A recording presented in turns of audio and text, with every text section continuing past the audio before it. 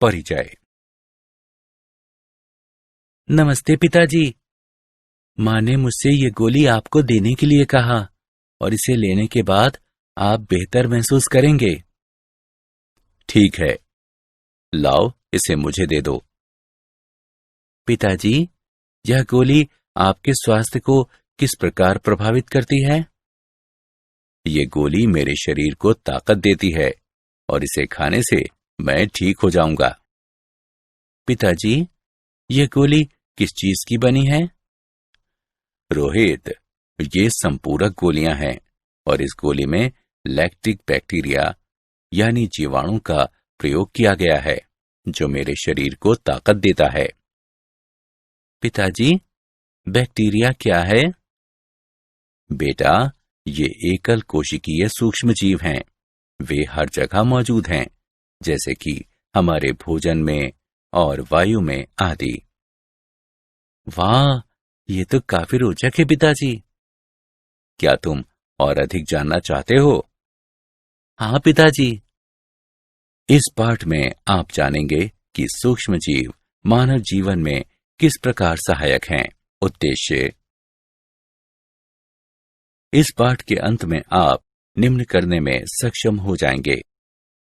व्याख्या करना कि सूक्ष्म जीव हर जगह उपस्थित हैं। औद्योगिक स्तर पर सूक्ष्म जीवों से प्राप्त उत्पादों की व्याख्या करना।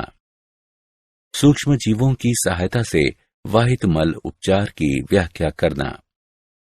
सूक्ष्म जीवों की सहायता से बायोगैस के उत्पादन की व्याख्या करना। जैव नियंत्रण कारकों के रूप में सूक्ष्म जीवों को जानना और जैव उर्वरकों के रूप में सूक्ष्म जीवों को समझना। घरेलू उत्पादों में सूक्ष्म जीव। सूक्ष्म जीव बहुत छोटे जीव होते हैं। वे इतने सूक्ष्म होते हैं कि बिना किसी सूक्ष्मदर्शी के दिखाई नहीं देते, जबकि उनकी पृथ्वी पर अधिकता है। वे हर जगह रहते हैं, वायु, मृदा, चट्टान और जल में। ये सूक्ष्म जीव पादपों और जंतुओं के साथ साथ मानव शरीर में भी पाए जाते हैं।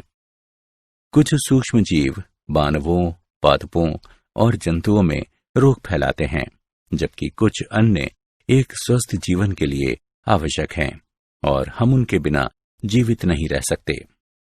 अधिकांश सूक्ष्म जीव 4 प्रमुख समूहों में से किसी न किसी एक से संबंधित होते हैं: जीवाणु, विषाणु, कवक या प्रोटोजोआ। कई ऐसे भोज्य पदार्थ हैं जिन्हें सूक्ष्म जीवों द्वारा बनाया जाता है। उदाहरण के लिए, खट्टी गोभी का उत्पादन कटी हुई गोभी के भीतर ल्यूकोनोस्टॉक और लैक्टोबैसिलस स्पीशीज द्वारा किया जाता है। अचार बनाने के लिए खीरों को इन्हीं सूक्ष्म जीवों द्वारा किण्वित किया जाता है। औद्योगिक उत्पादों में सूक्ष्म जीव। उद्योगों में सूक्ष्म जीवों का उपयोग पेयों, प्रतिजैविकों और अन्य उत्पादों का उत्पादन करने में होता है। औद्योगिक पैमाने पर हमें बहुत अधिक संख्या में सूक्ष्म जीवों की जरूरत होती है, इसलिए उन्हें बड़े पात्रों में पैदा किया जाता है, जिन्हें फर्मेंटर या किण्वक कहते हैं। किण्वित पेय। यीस्ट, स्कैरोमाइसीज, सेरेबेसी सभी अल्कोहलीय पेयों के लिए आवश्यक हैं। ये एक जीवित चीज है। आपके किण्वित पात्र में अरबों कोशिकाएं, सभी भूखे सूक्ष्म जीव जो शर्करा को कार्बन डाइऑक्साइड और अल्कोहल में बदल देते हैं। यीस्ट के अलग अलग प्रकार भिन्न भिन्न उत्पाद बनाते हैं, जैसे कि वाइन, बियर, विस्की आदि। प्रतिजैविक यानी एंटीबायोटिक। पहले प्रतिजैविक पेनिसिलिन की खोज अलेक्जेंडर फ्लेमिंग ने की थी। प्रतिजैविक एक ऐसी दवा है जो जीवाणु को मारती है या इसकी वृद्धि को कम करती है।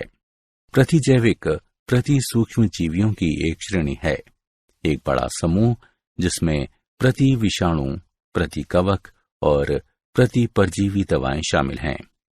वे परपोषी के लिए अपेक्षाकृत हानि रहित हैं और इसलिए संक्रमण के उपचार हेतु उनका उपयोग किया जा सकता है। पेनिसिलिन की क्रियाविधि। यह एक पदार्थ के उत्पादन को रोककर कार्य करता है जो कोशिका भित्ति पेप्टिडोग्लाइकेन बनाता है। इसका अर्थ है कि कोशिका विभाजित हुए या नई कोशिका भित्ति को विकसित किए बिना ही निरंतर रूप से वृद्धि करेगी, इसलिए भित्ति दुर्बल हो जाएगी और फलस्वरूप टूट जाएगी। रसायन, एंजाइम तथा अन्य जैव सक्रिय अणु। निम्नांकित तालिका कार्बनिक अम्लों और उनका उत्पादन करने वाले सूक्ष्म जीवों की एक सूची प्रदान करती है।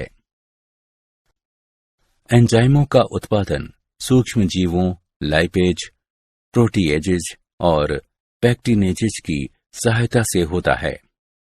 लाइपेज एक ऐसा एंजाइम है जो भोजन की वसाओं को तोड़ने में प्रयुक्त होता है ताकि उन्हें आंतों द्वारा अवशोषित किया जा सके। प्रोटीएजेज का आशय एंजाइमों के उस समूह से है जिसका उत्प्रेरकीय कार्य प्रोटीनों के पेप्टाइड बंधों को तोड़ना है।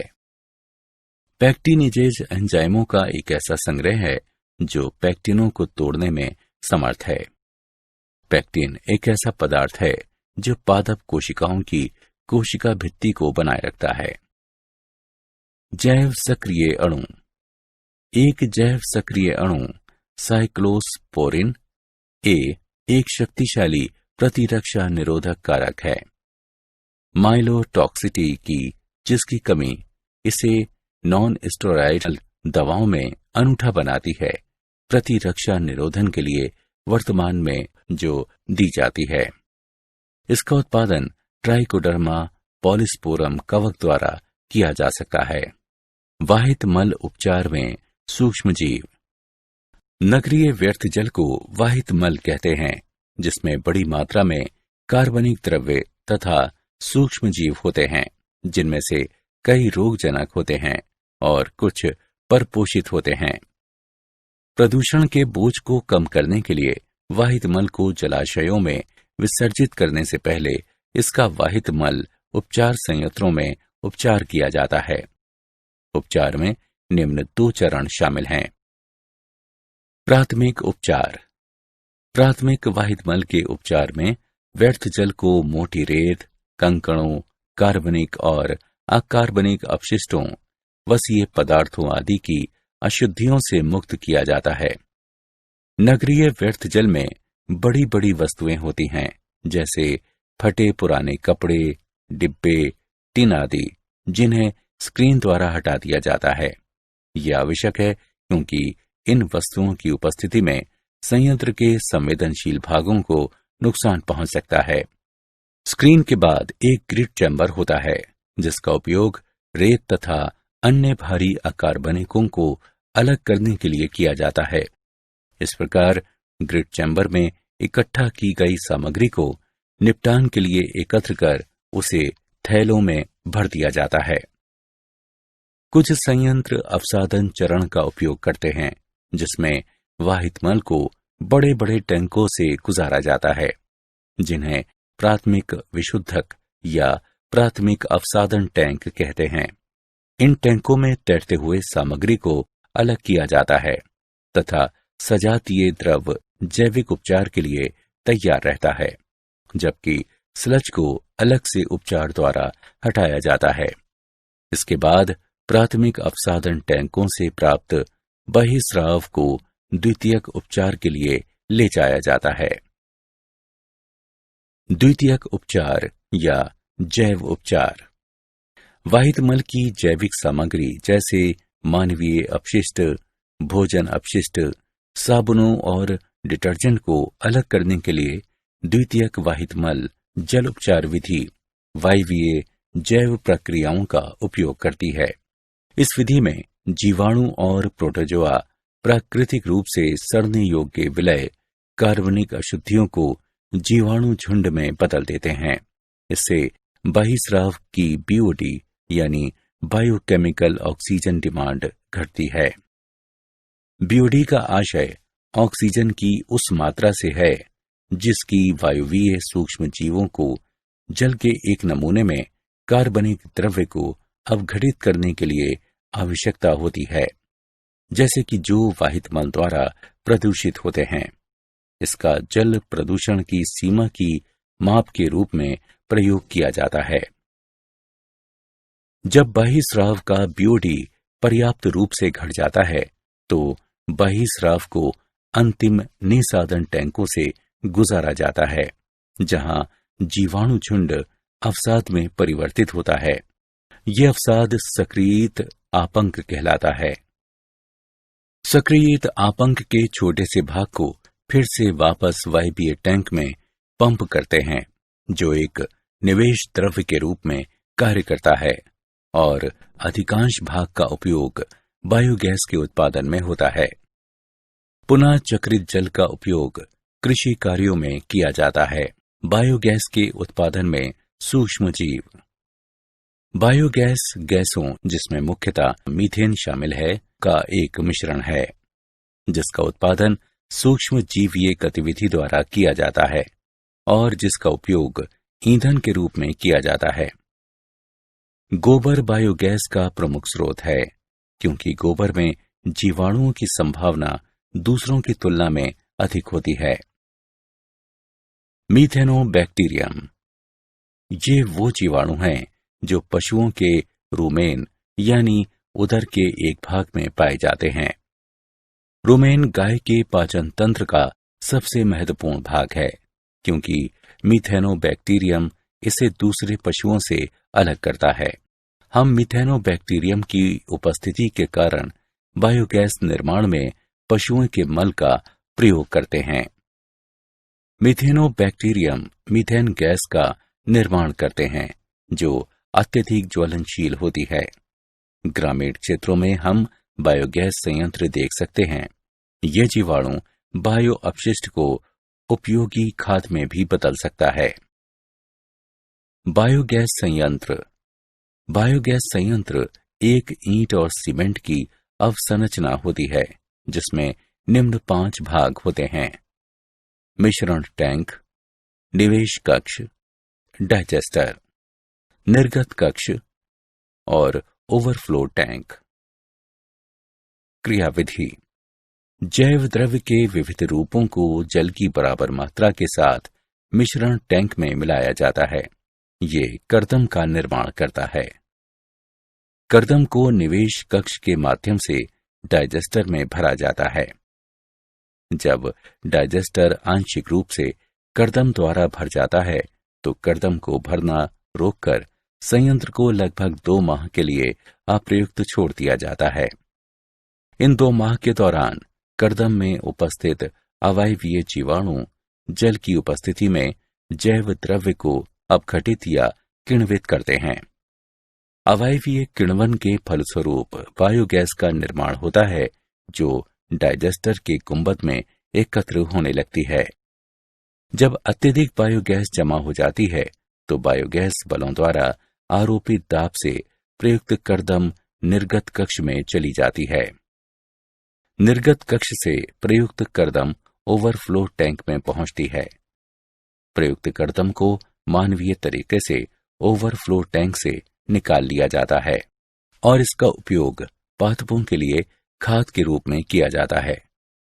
जब भी बायोगैस की आपूर्ति की जरूरत होती है, पाइपलाइनों के एक सिस्टम से जुड़े गैस वाल्व को खोल दिया जाता है। जैव नियंत्रण कारक के रूप में सूक्ष्म जीव। जैव नियंत्रण पीड़क जीवों की संख्या को विनियमित करने के लिए एक जीव का सोद्देश्य उपयोग है।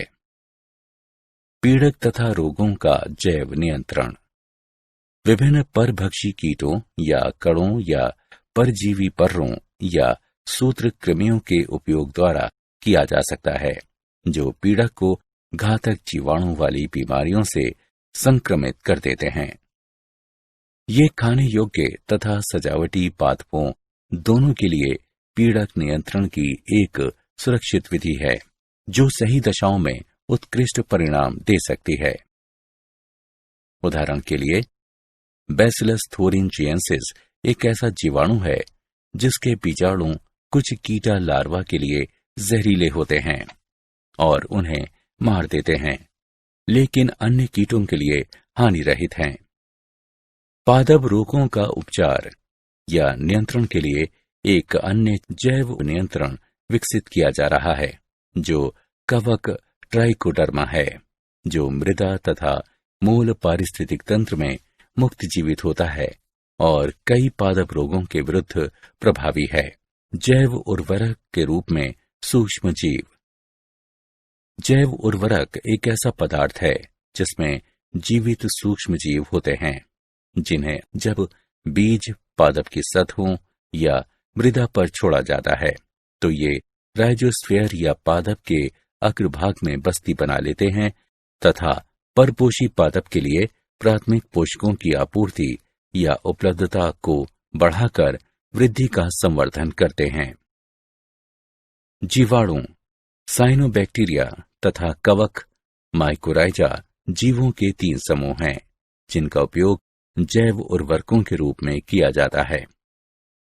जीवाणु, उदाहरण के लिए राइजोबियम, एजोबैक्टर, एजोस्पाइरिलम आदि। राइजोबियम एक मृदा में रहने वाला जीवाणु है जो लेग्यूम जड़ों में बस्ती बनाने में सक्षम है तथा ये वायुमंडलीय नाइट्रोजन को सहजीवी रूप से स्थिर करता है। साइनोबैक्टीरिया, जलीय दशा में साइनोबैक्टीरिया वृद्धि करते हैं, वायुमंडलीय नाइट्रोजन को स्थिर करते हैं तथा वातावरण में एमिनो अम्ल, प्रोटीन और दूसरे वृद्धि प्रेरक पदार्थों को मुक्त करते हैं। साइनोबैक्टीरिया के उदाहरण साइटोनेमा, नील हरित शैवाल, माइक्रोसिस्टेस आदि। कवक या माइकोराइजा, माइकोराइजा कवक के समूह होते हैं जो पादपों की जड़ों में वृद्धि करते हैं। वास्तव में ऐसे नवोद्भिद जिनमें माइकोराइजा वाले कवक होते हैं, पौधारोपण के बाद अपनी जड़ों पर बेहतर तरीके से वृद्धि करते हैं और तेजी से बढ़ते हैं। कवकीय सहजीवी पादप से आश्रय और भोजन प्राप्त करते हैं। बदले में पादप कई प्रकार के लाभ अर्जित करता है, जैसे कि फास्फोरस, लवणता का अवशोषण और सूखे के प्रति सहनशीलता, जल संतुलन को बनाए रखना तथा कुल मिलाकर पादप में वृद्धि और विकास करना। क्या आप जानते हैं, अनुसंधानकर्ताओं ने मुहासों से छुटकारा दिलाने के लिए एक स्किन वायरस तैयार किया है। एक ऐसे वायरस का उपयोग करना जो प्राकृतिक रूप से उस जीवाणु को अपना आहार बनाता है जो कील मुहासे पैदा करते हैं। एक ऐसा टूल प्रदान करना है जो मुहासे के शारीरिक और मानसिक भय से निजात दिलाता है। सारांश, आइए हमने जो कुछ सीखा है उसे संक्षेप में दोहराएं। सूक्ष्म जीव बहुत ही छोटे जीव होते हैं। वे इतने सूक्ष्म जीव होते हैं कि बिना किसी सूक्ष्मदर्शी के दिखाई नहीं देते, जबकि उनकी पृथ्वी पर अधिकता है। वे हर जगह रहते हैं, वायु, मृदा, चट्टान और जल में। अधिकांश सूक्ष्म जीव 4 प्रमुख समूहों में से किसी न किसी एक से संबंधित होते हैं: जीवाणु, विषाणु, कवक या प्रोटोजोआ। उद्योगों में सूक्ष्म जीवों का उपयोग पेयों, प्रतिजैविकों और अन्य उत्पादों का उत्पादन करने में होता है। पहले प्रतिजैविक पेनिसिलिन की खोज अलेक्जेंडर फ्लेमिंग ने की थी। एंजाइमों का उत्पादन सूक्ष्म जीवों, लाइपेज, प्रोटीएजेज और पेक्टिनेजेज की सहायता से होता है। वाहित मल के उपचार में प्रयुक्त सूक्ष्म जीव हैं। उपचार में 2 चरण शामिल हैं: प्राथमिक उपचार और द्वितीयक उपचार। बायोगैस गैसों का एक मिश्रण है जिसमें मुख्यतः मीथेन शामिल होती है, जिसका उत्पादन सूक्ष्म जीवीय गतिविधि द्वारा किया जाता है और जिसका उपयोग ईंधन के रूप में किया जा सकता है। बायोगैस का उत्पादन बायोगैस संयंत्र में किया जाता है। बायोगैस संयंत्र ईंट और सीमेंट की अवसंरचना होती है। इसमें निम्न 5 भाग होते हैं: मिश्रण टैंक, निवेश कक्ष, डाइजेस्टर, निर्गत कक्ष और ओवरफ्लो टैंक। जैव नियंत्रण पीड़क जीवों की संख्या को विनियमित करने के लिए एक जीव का स्वदेशी उपयोग है। जैव उर्वरक एक ऐसा पदार्थ है जिसमें जीवित सूक्ष्म जीव होते हैं, जिन्हें जब बीज पादप की सतहों या मृदा पर छोड़ा जाता है तो ये राइजोस्फीयर या पादप के अग्रभाग में बस्ती बना लेते हैं तथा परपोषी पादप के लिए प्राथमिक पोषकों की आपूर्ति या उपलब्धता को बढ़ाकर वृद्धि का संवर्धन करते हैं। जीवाणु, साइनोबैक्टीरिया तथा कवक यानी माइकोराइजा जीवों के 3 समूह हैं जिनका उपयोग जैव उर्वरकों के रूप में किया जाता है।